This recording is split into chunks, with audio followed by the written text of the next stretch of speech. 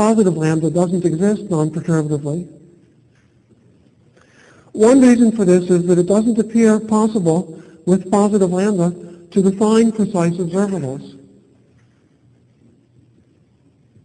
So there aren't local operators in quantum gravity in general, because the fluctuations in space-time mean that the x that would appear as the argument of a local operator, 5x, isn't gauge invariant. So observables in quantum gravity always have to do with some consideration of the asymptotic behavior. And with positive cosmological constant, there's nothing really nice. I'm not sure it's true that, a possible physical interpretation is that a world with positive cosmological constant, such as perhaps the real universe, is always unstable.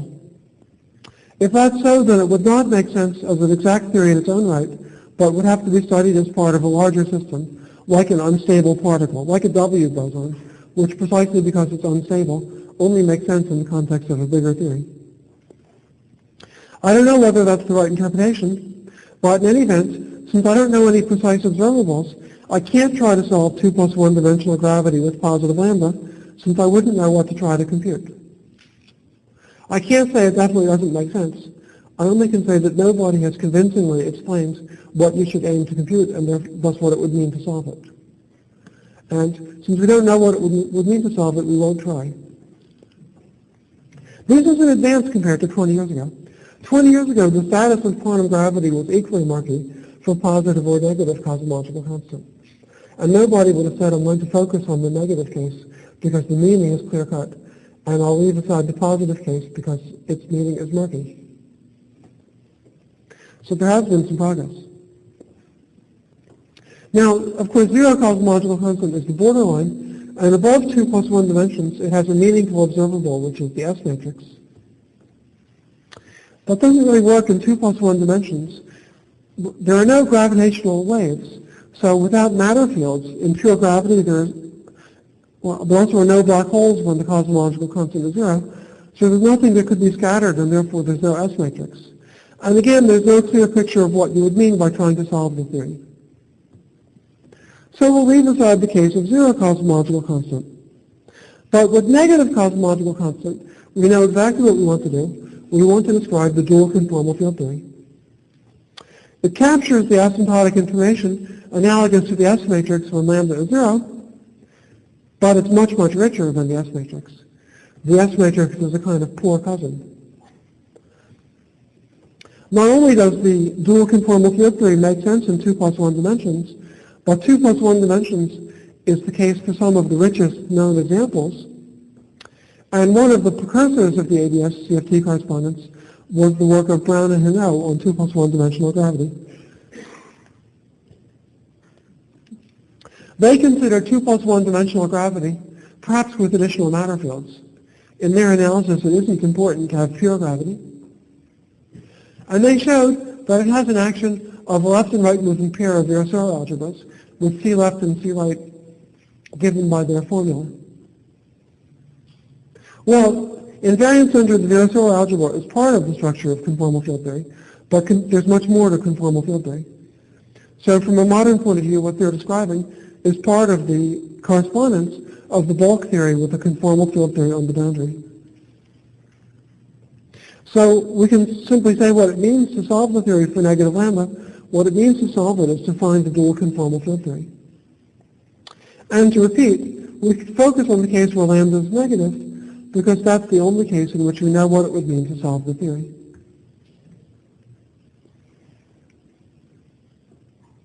Now, this formulation makes obvious a statement that from a classical point of view looks rather surprising. When we look at the classical action, it appears that L, which is the cosmological constant essentially in Planck units, is a free parameter. But the formula for the central charge shows that this must be wrong. According to the Zamolodchikov-C theorem, in any continuously variable family of conformal field theories in 1 plus 1 dimensions, the central charge C is a constant. Hence, it cannot depend on a variable parameter such as L over G. It must be that 2 plus 1 dimensional quantum gravity makes sense at most only for certain values of L over G.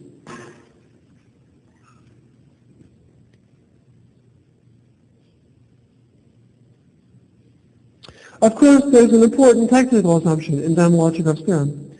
The theory must have a normalizable and SL2 invariant ground state. This assumption is valid in 2 plus 1 dimensional gravity, with the anti-de Sitter space being the classical approximation to the relevant quantum state.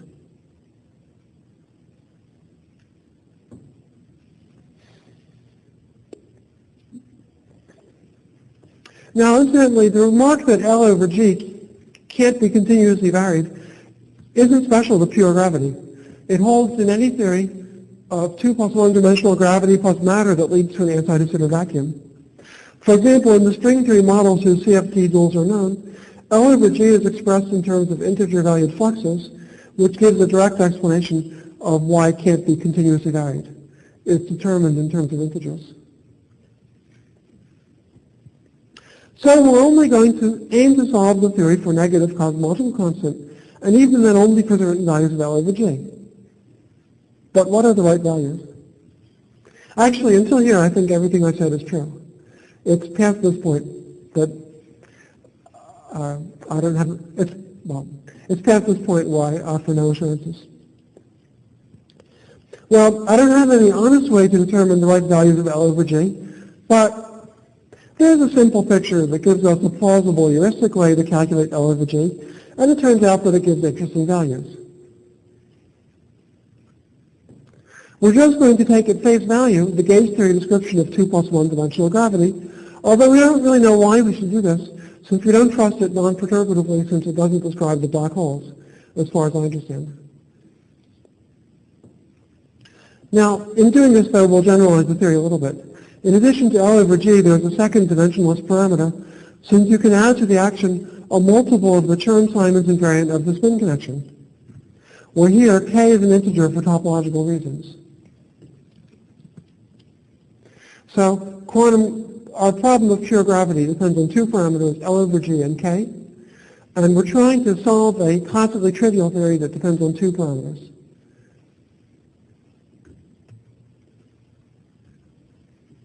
And we understand that the second parameter is an integer.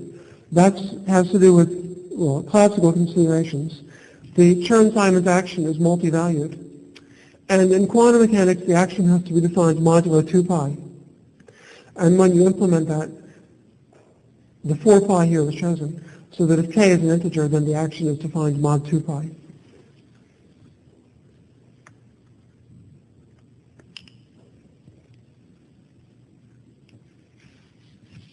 Well, so K is a Chern-Simons coupling, but in the gauge theory approach to gravity, L over G is a Chern-Simons coupling also.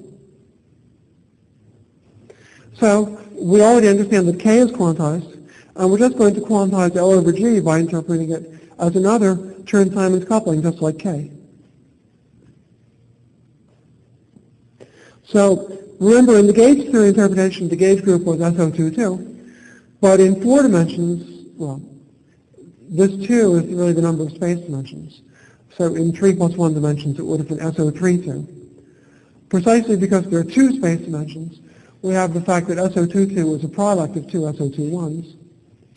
And the 2 SO21 gauge fields, I'll call them A plus and minus, or omega plus or minus E. And the action is the sum of 2 Chern-Simons actions, one for A minus and one for A plus.